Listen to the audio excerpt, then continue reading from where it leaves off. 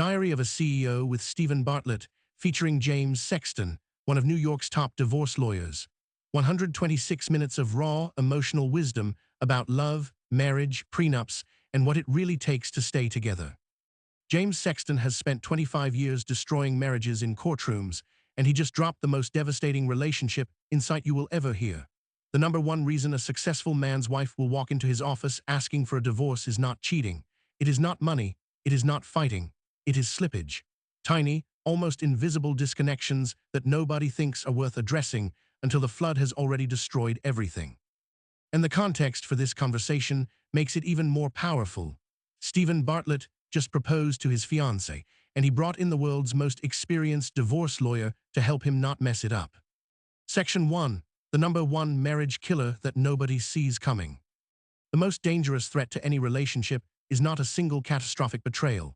It is what Sexton calls slippage, the gradual accumulation of small disconnections that individually mean nothing but collectively destroy everything. No single raindrop is responsible for the flood, he says. The pattern is always the same. Two people who once made each other their absolute priority slowly begin letting life push the relationship down the rankings. The entrepreneur who used to send spontaneous messages starts losing 14 hours without checking in. The partner who used to feel like the most important person in the room starts feeling like an afterthought. Sexton has watched this play out hundreds of times from behind his desk. A woman sits across from him wanting to divorce a man who is a great provider, a great protector, and genuinely a good person. The reason is almost never dramatic. She simply stopped feeling seen. She slipped in the rankings of things that matter to him, and by the time either of them noticed, the distance had become a chasm. The cognitive bias that keeps Sexton in business forever is that people just do not want temporary discomfort. Our aversion to pain beats our desire for joy every single time. He referenced the opiate crisis to make his point. There is a reason the opiate crisis was bigger than the cocaine crisis. One drug removes pain, the other provides pleasure. The human drive to escape pain, any scientist will tell you, is the controlling aspect of self. People spot the slippage in the moment, but tell themselves it is not big enough to address. That little raindrop, it is just a little raindrop. And that is the fallacy that funds an entire industry of divorce lawyers. The feeling that if I bring this up, it will turn into a whole thing. So instead of a 5-minute conversation about a small disconnection, you get 10 years of accumulated distance that ends with someone sitting in Sexton's office at $1,000 an hour. Steven Bartlett admitted on camera that his natural operating mode makes this a real danger for him. When he is working, the only thing in his head is the work. He can lose 14 hours and forget to check in with his fiancée entirely. It is not that he does not love her. His brain simply goes all in on whatever is in front of him. Sexton's response was pointed. That same intensity that makes him successful will be the thing that quietly dismantles his relationship if he does not build systems to counteract it. Bartlett shared that he recently told his fiancée he would FaceTime her every day while traveling, even if just for 1 minute. Sexton found that beautiful. "You are still trying to figure out how to be better at this," he said. "That is amazing." Section 2. The 5-minute exercise that could save your marriage. If you do not have 5 minutes a week to devote to your relationship, then you need hours. Sexton borrows from a story attributed to the Dalai Lama where a busy executive says he does not have 15 minutes a day to meditate, and the Dalai Lama responds that he should meditate for an hour then. The same principle applies to love. The exercise is deceptively simple. Once a week, tell your partner 3 things you love about them. Make them different every week. The advanced version adds 3 more layers. Tell them 3 things they did this week that made you feel loved. Tell them 3 things you could have done better. And if you want to end on something fun, tell them 3 things they did that made you want to have sex with them. That is the entire system. 5 minutes a week. It sounds absurd that something so simple could prevent divorce, but Sexton insists that this kind of regular preventative maintenance is all most relationships actually need. He drew a comparison that immediately landed. If you walked into someone's house and saw the power of habit on the table, you would think, look at that person, still sharpening the point of the spear. But if you saw how to stay in love on the table, you would think, oh no, are things okay with them? Why is it admirable to work on your career, but somehow embarrassing to work on your relationship? We go for the job interview, we get the job, and for a while everything is exciting. 3 years later, we are complaining about the commute. We never remember that at some point, this relationship was something we aspired to. We wanted this so badly. When Bartlett suggested some partners would cringe at this exercise, Sexton had zero patience. Dave cannot name 3 things he likes about you. Really, Dave? Is that a big ask? He can get down on one knee, buy a ring, commit his entire life, but he cannot identify 3 things he appreciates. Sexton believes the real terror is not about the exercise at all. It is about the fear that we are fundamentally unworthy of love. Most people's deepest fear is that if you knew the real me, all the weakness, all the selfish thoughts, all the dark corners, you could not possibly love me. So we love the character the other person is playing, the version that hides all those things. And we are terrified to look any deeper because what if they stop loving the real version? Section 3. Why men and women destroy relationships differently. From 25 years of facilitating the end of marriages, Sexton has observed a clear and consistent pattern. His practice is roughly an even split between men and women, many of them very high-achieving or married to someone who is. Men get caught cheating more often than women. That does not mean they cheat more. It means they cheat in more scattershot, stupid ways. When a woman cheats, in Sexton's professional experience, it is usually a signal that the relationship is already completely over. It is a soft landing or a final confirmation that she has moved on. When a man cheats, he has had hundreds sit across from him saying the exact same thing. It had nothing to do with my wife. I love my wife. I just do not know why I did it. Sexton compared it to potato chips in the cabinet. You know you should not eat them. You want vibrant health. But at 8 p.m. when you are tired and feel like you deserve something, if they are there, you are eating them. We are human, he said. There are times when we are lonely or hungry or angry or tired, and the warmth of connection with another person, the thrill of flirtation, the excitement of energy between you and someone you are attracted to, it is very normal. The problem is not the desire. The problem is failing to think about consequences in the moment. Discipline is trading what you want now for what you want most, and sometimes it is impossibly hard to keep what you want most in your line of sight. The presenting reason someone gives for divorce is never the real reason. They will say, I met someone else, or she betrayed me, or we had a terrible fight and said things we cannot take back. But underneath every single one of those explanations is the same thing. We lost the plot. That photo of the proposal, that moment of tremendous optimism, it was the end of one chapter and the start of another. And the story slowly drifted until neither person could find their way back to the characters they used to be. Section 4. How to navigate conflict without destroying everything. Sexton revealed one of his courtroom trade secrets and then applied it directly to relationships. His job is manipulating people's emotional states. He wants the judge to like his client, dislike the other side, and feel emotionally connected to the narrative he is constructing. That is what trial lawyers do. And he argued that the same tools, used honestly, should be applied in romantic relationships. The key insight is about framing. When something has gone wrong in a relationship, the natural instinct is to frame it as a problem. Something is going wrong. As soon as someone hears that, the defensive walls go up. Well, I did not mean to do it wrong. It is not my fault. Now you are in a fight instead of a conversation. But if you reframe it as something has changed, the dynamics shift entirely. Have you noticed that our tone has changed when we argue? Is it just me? I do not know if it is something I have done, but I would appreciate you telling me. Now it is a non-defensive dialogue. Nobody is being accused. You are simply noting that something feels different from how it used to be. He used the example of sexual frequency, one of the most common complaints in his practice. There is a way to bring it up that will blow up in your face immediately. We are not having sex as much. We are not having enough oral sex. That leads straight to, well, you have not been around, which leads to, well, I would not have to work so much if you did not spend so much. And within 30 seconds, you are in a full argument. But if instead you say, remember when we went away that weekend? Remember how connected and close we felt? I love when we feel like that. Lately, it feels like maybe we are not as close, and if there is something I am doing, I really want to get it right. That is the same conversation about the same problem, but framed in a way that invites connection instead of conflict. He also shared a counterintuitive tactic he uses with aggressive opposing lawyers. When someone comes at him hard, his first move is to apologize. I am sorry. If I said something that made you feel disrespected, I apologize.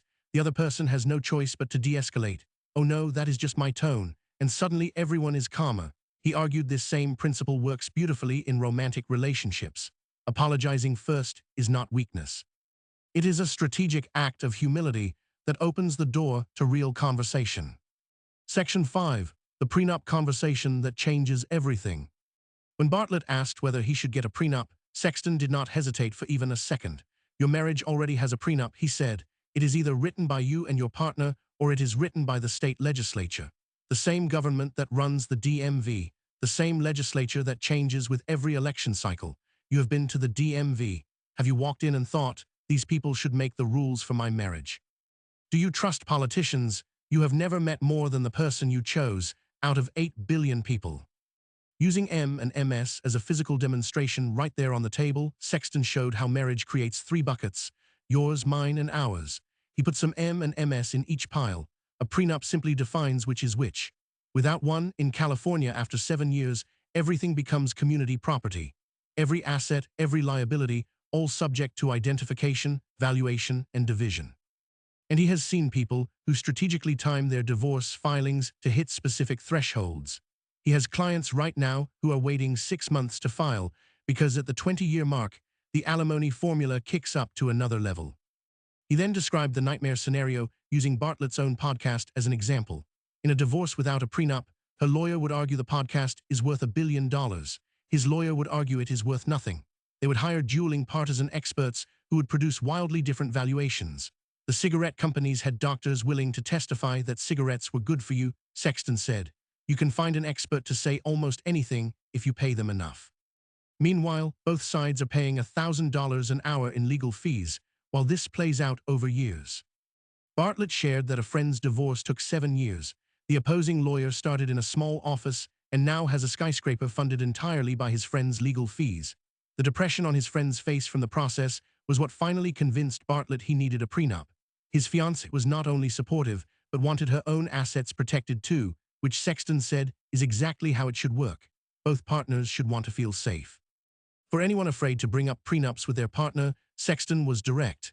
If you are scared to mention a prenup, you definitely need to mention a prenup, because what that fear really means is you are afraid to have a hard conversation. And if you are getting married, hard conversations are coming at you fast for the rest of your life. He also mentioned his creation of trustedpetnup.com, a free resource for couples who share pets, because companion animal custody cases are becoming increasingly common in courts. Section 6. The divorce lawyer who cried about love. The most striking thing about James Sexton is the contradiction he embodies. He is one of New York's most feared courtroom lawyers. He manipulates people's emotional states for a living. He compares himself to Yo-Yo Ma with a cello when he is in front of a judge. And yet he cries on camera talking about love multiple times during this conversation. He spent his entire 30s and 40s trying to kill the soft, warm, empathetic part of himself. He thought the final form was a machine, a mercenary who could weaponize his talent and dominate everything in his path. His ex-wife told him something that haunted him for years. You will never love any woman as much as you love the law. Every woman who you ever meet will be playing second fiddle to how much you love being in a courtroom. You are great in a courtroom, and you have no idea what to do in your living room. In his living room, he was completely paralyzed. The courtroom had defined rules, a cadence, a clear goal. Relationships had none of that. What changed was discovering that these two seemingly opposite forces, the razor-sharp litigator and the man who weeps watching love on the spectrum and cannot make it through an episode without crying 3 or 4 times, are not enemies. They are authentic aspects of the same person. The empathy makes him a better lawyer because he can put himself in the heads of every person in the room. The toughness gives him the spine to tell clients the truth they do not want to hear. His first thought with a new client is often not how do I win this case, but is this person accurately perceiving their situation? He has referred people to therapy instead of taking their case when he senses that the marriage might not actually be over. This duality was shaped by a childhood with an alcoholic father and an overwhelmed mother. At 9 years old, he was a lonely kid in a room with a Bruce Lee poster and a Chuck Norris poster, obsessed with martial arts because it offered a superpower that discipline could build. When he needed something as a child, the response was not, of course, let me help you. It was, what is wrong with you? Can you not do that yourself? That shame trained him to be independent in everything. He cooks amazingly well. He is good at almost anything he puts his mind to. But it took him decades to realize that the same independence that built his career was the greatest obstacle in every relationship he ever had. Section 7. The most shameful parenting moment and what it teaches. Sexton's most revealing confession was about his son, now 28 and married, a lawyer himself. When the boy was 5 or 6, he was crying about something relatively minor, and Sexton grabbed him, not roughly, and said, "Control yourself." Calm down and control yourself. The boy managed to do it, and 20 years later, Sexton is still ashamed of that moment. He understands now what was really happening in that exchange, multiple things at once. He could not stand to see his son in pain. Seeing the boy cry made him deeply uncomfortable because he loved him so much. He also wanted to transmit a message from his own father's playbook. The world is not going to be nice to you if it sees your feelings, so find a way to hide them. And underneath all of that was a 7-year-old version of Sexton still running the show. The little boy who was told his needs did not matter and who learned that the only safe thing to do was to control everything. But that was the wrong message. We should not be telling people, especially boys, to control their feelings. The difference between controlling feelings and being governed by transient emotions is subtle but critical. Sexton believes the only question that matters at the start of therapy is what is it I'm afraid to feel? Because most of our avoidance behaviors, our addictions, our work obsessions, our inability to sit still, they all trace back to feelings we are running from. Work is his favorite narcotic, he said. The best definition of addiction he ever heard was from a therapist named Dave Klugman. Addiction is anything you do to get away from feeling what you would have felt if you had done nothing at all. The most productive periods of Sexton's life always coincided with the most painful personal moments. Getting divorced, his mother dying, something awful happening. He took tremendous comfort in the feeling of control and competence at work, because those were feelings he could manufacture when the feelings he actually needed were too terrifying to face. Section 8. Independence versus connection and the cost of building a castle.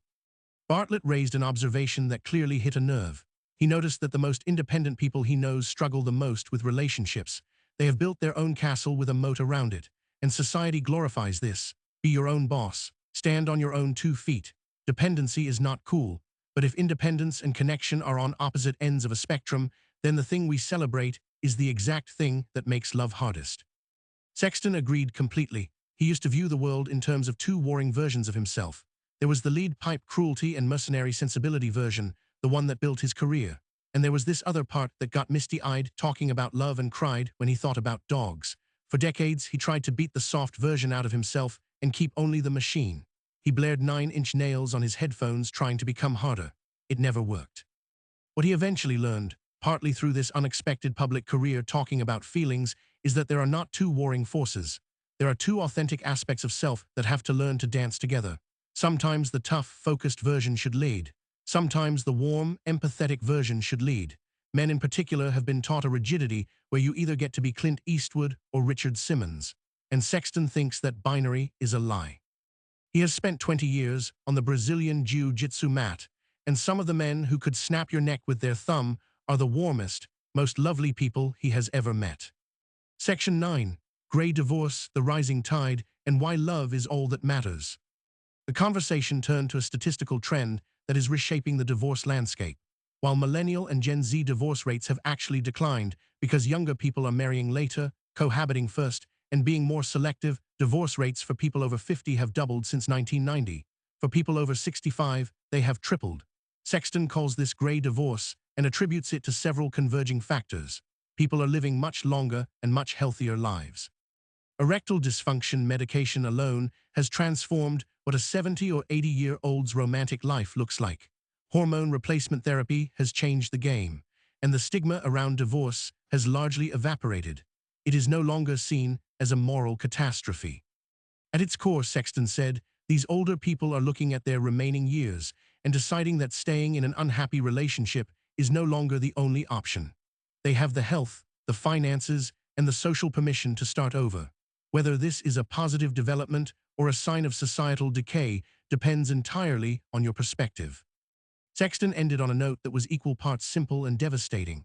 When you look back on your life at whatever stage, the moments where you felt most glad to be alive were usually moments where you felt loved or where you got to feel tremendous love for someone else. Celebrity and professional success, he said from personal experience, are really just the praise of strangers. Lovely, like a sugar substitute, but not the real thing. The hardest thing to become is yourself, your authentic self. And really, all any of us want is to be loved and to be worthy of love. Everything else is noise. His closing moment was the most emotional of the entire conversation. When asked about his most significant dream from the past year, Sexton described dreaming about his mother, who died 10 years ago after a long battle with cancer. In the dream, she just sat there silently while he talked. She was patting his leg. She did not say a word. He woke up feeling calm, like he had actually spent time with her. The message he took from it was that sometimes the words get in the way, and what matters most is just being next to someone. Since that dream, he has been trying to do that more with the people he loves. Just stop talking and be present. For a man who makes his living with words, that might be the hardest practice of all. Key takeaways. 1. The number one marriage killer is slippage, tiny disconnections that nobody addresses because temporary discomfort feels worse than long-term erosion. 2. A 5-minute weekly exercise of sharing 3 things you love about your partner can prevent years of drift. 3. Men and women both cheat, but men do it stupidly and impulsively while women do it as a final signal that the relationship is over. 4. Frame relationship problems as something has changed rather than something is wrong to avoid triggering defensive responses. 5. Every marriage already has a prenup written by the government, and you should write your own before politicians you have never met write it for you. 6. The soft parts of you and the tough parts are not enemies, they are authentic aspects of self that make each other stronger. 7. The only question that matters in therapy is what am I afraid to feel, because most of our destructive behaviors are just escape routes from emotions we cannot face. 8. The greatest gift in any relationship is helping someone become the most authentic version of themselves, not the version you wish they were.